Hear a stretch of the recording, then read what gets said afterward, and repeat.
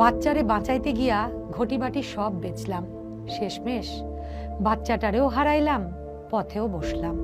অর্থাৎ রাষ্ট্রের অবহেলার মাসুল সাধারণ জনতা কেবল জীবন দিয়ে নয়, একই সাথে নিঃস্ব হয়েও দিচ্ছে।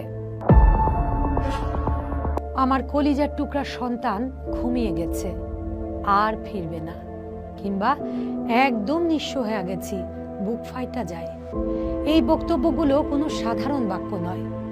এই আহাজারি টিকা চিকিৎসায় নিবারণ নিরাময়যোগ্য হামের গ্রাসে প্রাণ হারানোদের পিতামাতার আর্তনাদ। বর্তমানে বাংলাদেশের সবচেয়ে ভয়ানক সমস্যার অন্যতম নাম হাম।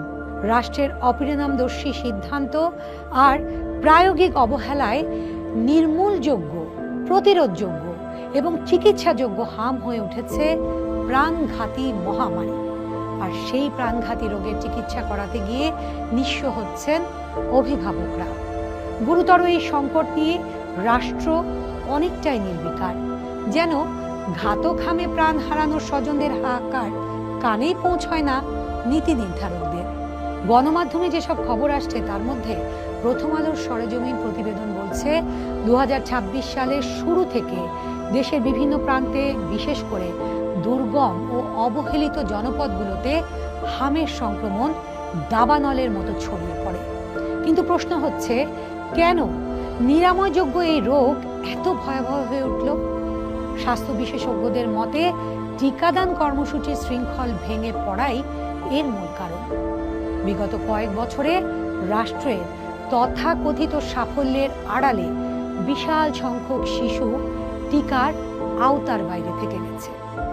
মূলত ভ্যাকসিনের কোল্ড চেইন বজায় রাখতে ব্যর্থতা এবং মাঠ পর্যায়ে রাষ্ট্রের দায়িত্ব অবহেলা এই সংকটকে নিয়ন্ত্রণের বাইরে নিয়ে গেছে।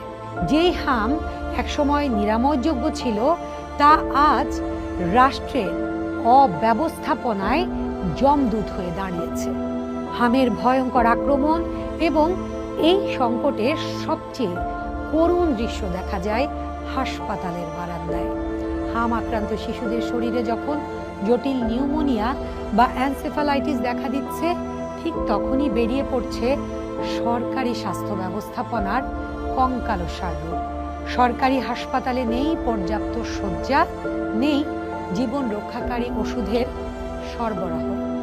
বাধ্য হয়ে হত দরিদ্র বাবা মায়েরা ছুটছেন বেসরকারি ক্লিনিকে, যেখানে আইসিইউর প্রতিদিনের বিল মেটাতে গিয়ে কেউ বিক্রি